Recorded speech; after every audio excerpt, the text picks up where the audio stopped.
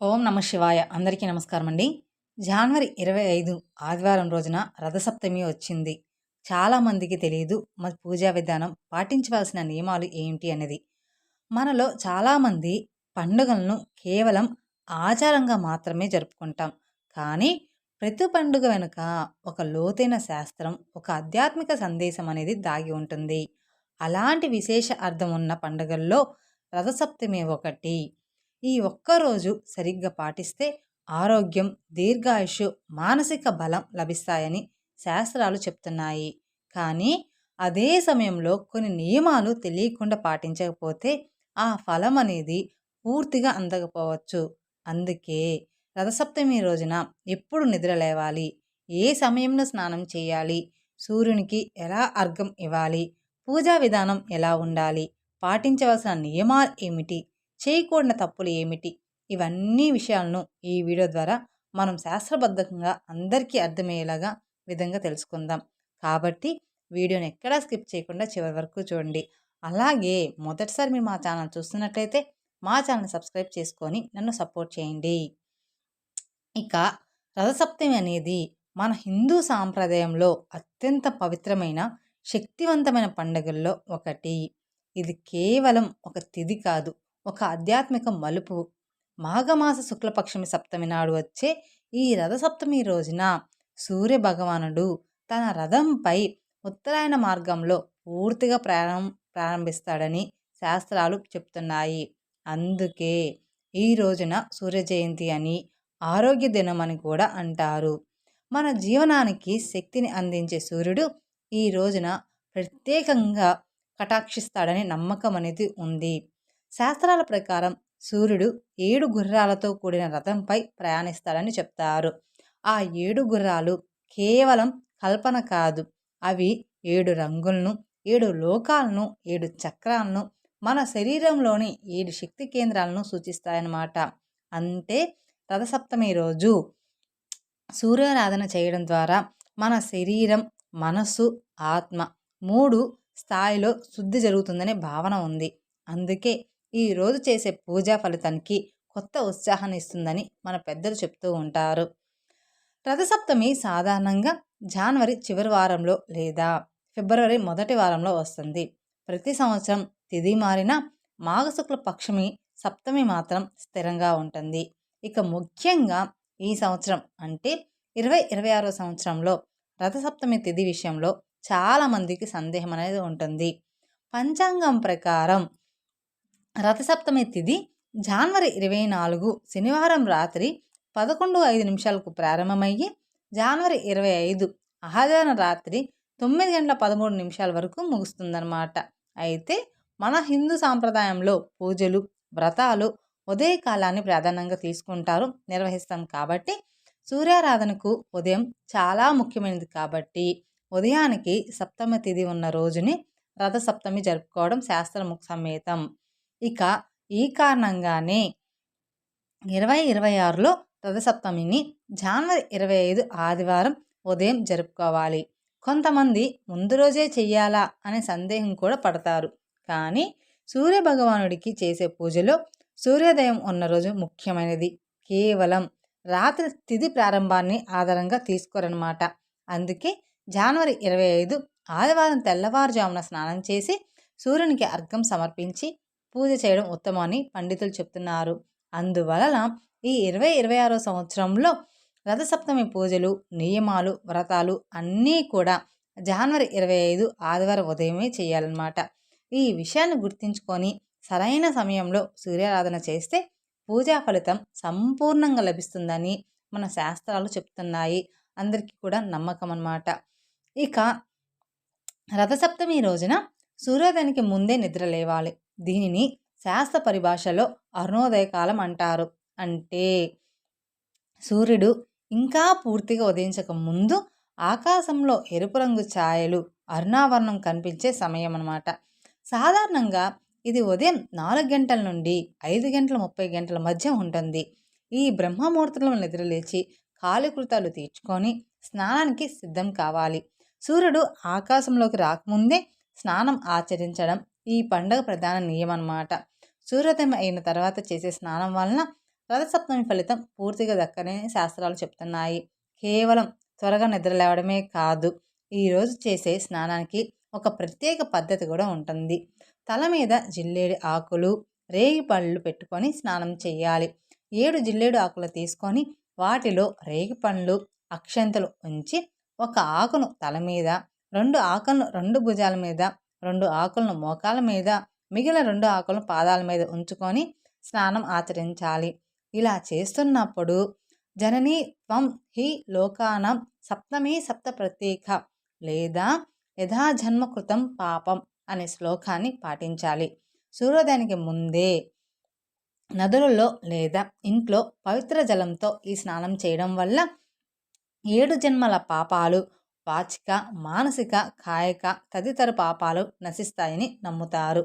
అనారోగ్యంతో ఉన్నవారు, వృద్ధులు, చిన్నపిల్లలు మినహా మిగిలిన వారు చన్నీటి స్నానం ఆచరించడం వల్ల విశేష ఫలితం ఉంటుంది.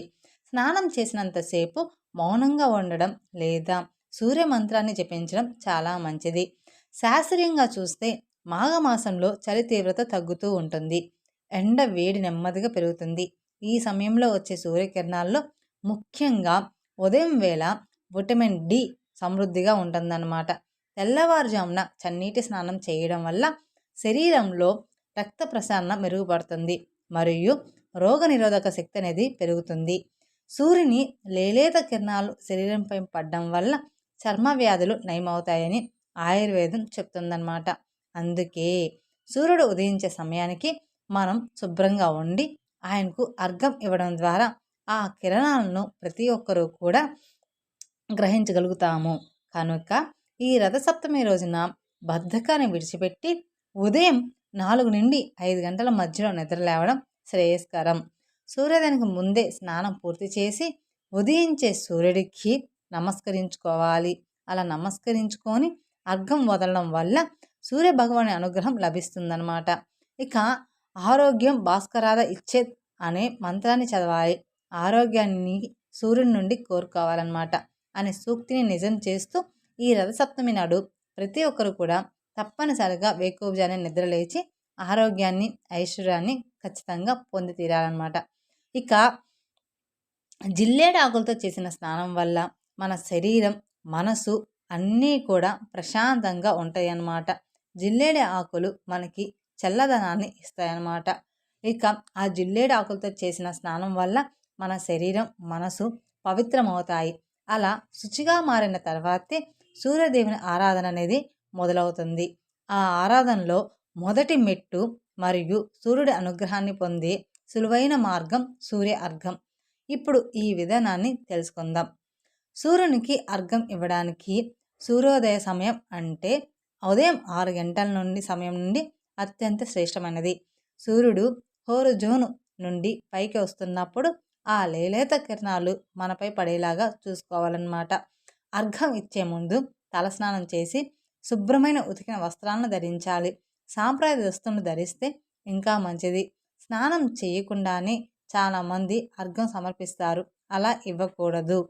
ఇక సూర్యభగవానుడికి రాగి లోహం అంటే చాలా ఇష్టం కాబట్టి అర్ఘ్యం ఇవ్వడానికి రాగి పాత్రను ఉపయోగించడం ఉత్తమం. స్టీలు లేదా ప్లాస్టిక్ పాత్రలను వాడకూడదు. శుభ్రమైన రాగి చెంబులో నిండుగా మంచినీటిని తీసుకోవాలి. అందులో కొంచెం కుంకుమ, గంధం, ఎర్రచందనం దొరికితే అక్షంతలు, నల్ల నువ్వులు మరియు ఎర్రటి పువ్వులు అంటే మందారం లేదా గులాబీ పువ్వులు ఇలాగ వేయాలి. ఇక సూర్యుడికి ఎరుపు రంగు అంటే ప్రీతి, అందుకే ఎర్రటి వస్త్రాలను ఉపయోగించాలి. తూర్పు దిక్కున సూర్యుడు ఉదయిస్తున్న వైపు ముఖం పెట్టి నిటారుగా నిలబడాలి. కాళ్ళకు చెప్పులనేది ఉండకూడదు.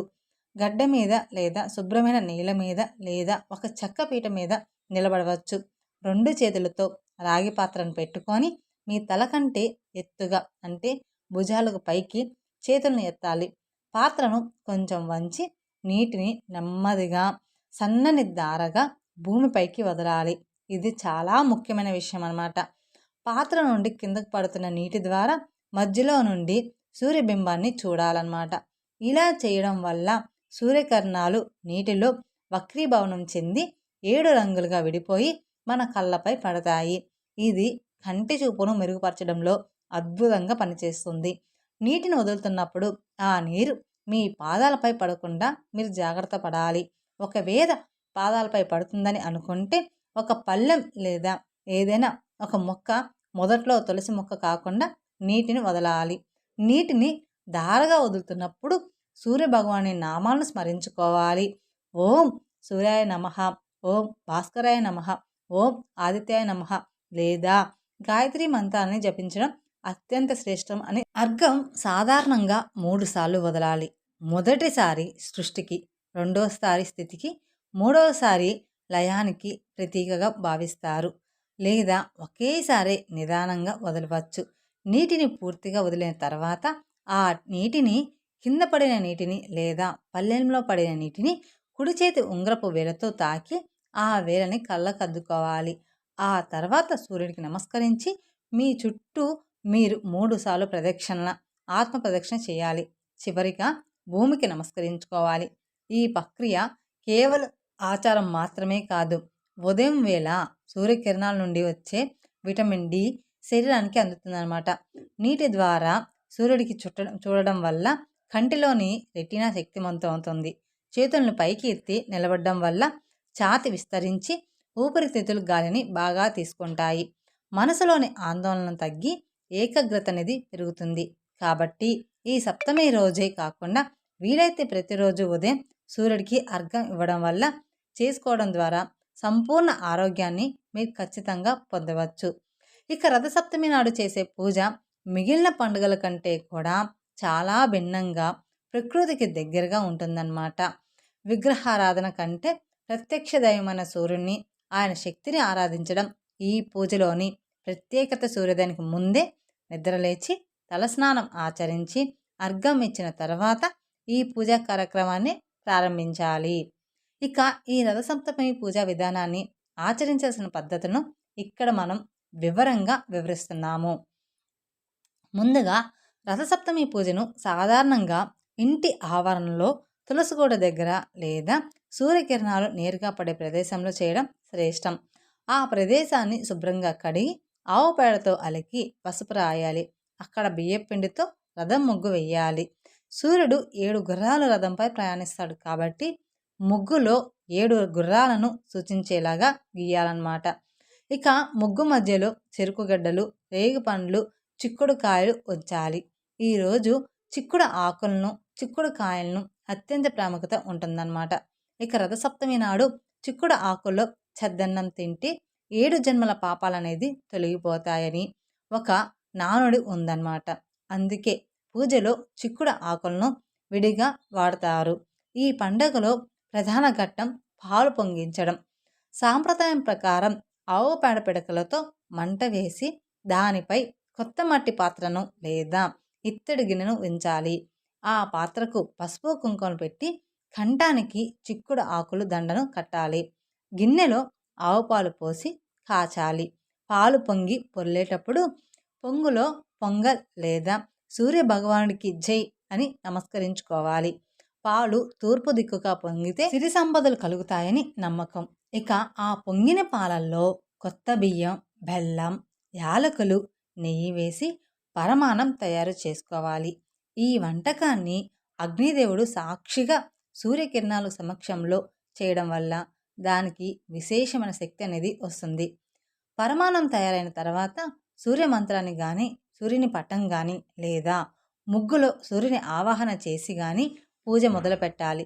సూర్యుడికి ఎరుపు రంగు అంటే ప్రీతి కాబట్టి ఎర్రటి అక్షంతలు, ఎర్రటి గన్నేరు లేదా మందార పూలతో అలంకరించుకోవాలి. గంధము, కుంకుమ సమర్పించాలి. ధూప దీపాలు వెలిగించి చిక్కుడు ఆకులను పల్లెలుగా వేచేసి అందులో మనం వండిన వేడివేడి పరమాన్నాన్ని నైవేద్యంగా పెట్టాలి. నైవేద్యంతో పాటు అరటిపళ్ళు, తాంబూలం, రేగి పండ్లు కూడా ఉంచాలి. పూజా సమయంలో ఆదిత్య హృదయం చదవడం వల్ల అనంతమైన కోటి పుణ్య ఫలితం లభిస్తుంది. అది రాని వారు ఓం సూర్యాయ నమః, ఓం భాస్కరాయ నమః వంటి నామాలను 108 సార్లు జపించాలి. చివగా కర్పూర హారతి ఇచ్చి పూజాస్థలం చుట్టూ లేదా సూర్యుని వైపు తిరిగి 3 సార్లు ప్రదక్షిణ చేయాలి. పూజ పూర్తయ్యాక ఆ ప్రసాదాన్ని కుటుంబ సభ్యులందరూ కూడా స్వీకరించాలి. ఇక చిక్కుడు ఆకులో ప్రసాదం తినడం వల్ల ఆరోగ్యపరంగా కూడా మంచిదనమాట. ఈ విధంగా రథసప్తమి రోజున భక్తి శ్రద్ధలతో సూర్యనారాయణని పూజించడం వల్ల ఆ స్వామి కరుణా కటాక్షాలు లభించి ఇంట్లో అందరికీ కూడా ఆరోగ్యం, ఐశ్వర్యం, దీర్ఘాయుషు సిద్ధిస్తాయని నమ్మకం. ఇక ఈ రోజున ఆహార విషయంలో చాలా నిష్టగా ఉండాలి. వీలైతే పూర్తిగా ఉపవాసం ఉండడం శ్రేష్టం.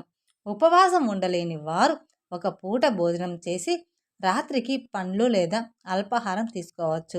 మాంసాహారాన్ని, మద్యం, గుడ్లు, ఉల్లిపాయలు, వెల్లుల్లి, మసాలా వంటకాలు ఈరోజు పూర్తిగా మానేయాలి. ఇవి తామసిక గుణాన్ని పెంచుతాయి. తామసిక అంటే కోపం పెంచుతాయి. ఇక సూర్యుడు సాత్విక దైవం కాబట్టి మనం తీసుకునే ఆహారం కూడా స్వచ్ఛంగా, సాత్వికంగా ఉండాలి. మధ్యాహ్నం భోజనాన్ని ప్లేట్లో కాకుండా చిక్కుడు ఆకుల్లో వడ్డించుకొని తినడం ఒక ముఖ్యమైన నియమం. ఇది ఆరోగ్యాన్ని పెంచడమే కాకుండా సూర్యుడి అనుగ్రహాన్ని కూడా కలిగిస్తుందని నమ్ముతారు. ఇక రథసప్తమి రోజున పగటిపూట నిద్రపోవడం అస్సలు చేయకూడదు. ఇది సూర్యశక్తిని గ్రహించడంలో ఆటంకం కలిగిస్తుంది మరియు బద్ధకాన్ని పెంచుతుంది. ఈరోజు జుట్టు కత్తిరించుకోవడం, గెడ్డం గీసుకోవడం, గోళ్ళు కత్తిరించడం వంటి పనులు చేయకూడదు.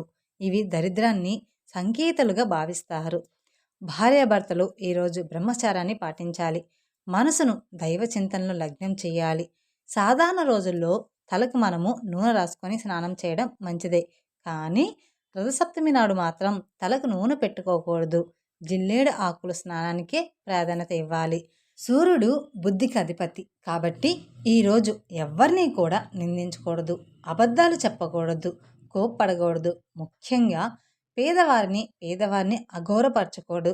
సత్యం వద్ద అంటే నిజమే చెప్పు అనే నియమాన్ని కనీసం ఈ ఒక్కరోజైనా తూచా తప్పకుండా పాటించాలి. పూజ ఎంత ముఖ్యమో దానం కూడా అంతే ముఖ్యమన్నమాట. రథసప్తమి నాడు గుమ్మడికాయ, గోధుమలు, బెల్లం, నువ్వులు లేదా ఎర్రటి వస్త్రాలను బ్రాహ్మణులకు కానీ పేదవారికి కానీ దానం ఇవ్వాలి. ఇది వంశాభివృద్ధికి, సకల దోష నివారణకు దోహదపడుతుంది. మొత్తంగా చెప్పాలంటే రథసప్తమి రోజున శరీరాన్ని, మనసును ఎంత స్వచ్ఛంగా ఉంచుకుంటే సూర్యభగవానుడి అనుగ్రహం కూడా అంత త్వరగా లభిస్తుందన్నమాట. ఇక రథసప్తమి రోజు ఉదయం సూర్యుడిని ఆరాధించడం ఎంత ముఖ్యమో, సాయంత్రం వేళ తులసి కోట దగ్గర దీపారాధన చేసి ఆ దినాన్ని ముగించడం కూడా అంతే ముఖ్యమైన ఘట్టం అన్నమాట. ఆ రోజున తులసి మూట దగ్గర ఖచ్చితంగా దీపం వెలిగించాలి. ఇక తులసి కోట దగ్గర దీపం వెలిగించిన తర్వాత తులసి కోట దగ్గర దీపారాధన చేసి ఆ దినాన్ని ముగించడం కూడా అంతే ముఖ్యం. ఉదయం సూర్యుడికి స్వాగతం పలికితే సాయంత్రం ఆయనకు మనకిచ్చిన శక్తికి కృతజ్ఞత తెలపడమే ఈ సాయంకాలం పూజ ఉద్దేశం.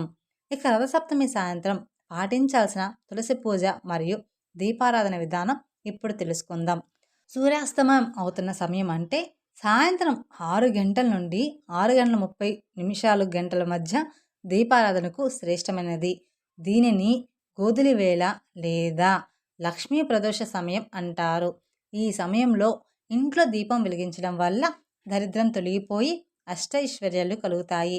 సాయంత్రం పూజకు ముందు తులసి కోటను శుభ్రం చేసి పసుపు కుంకుమలతో అలంకరించాలి.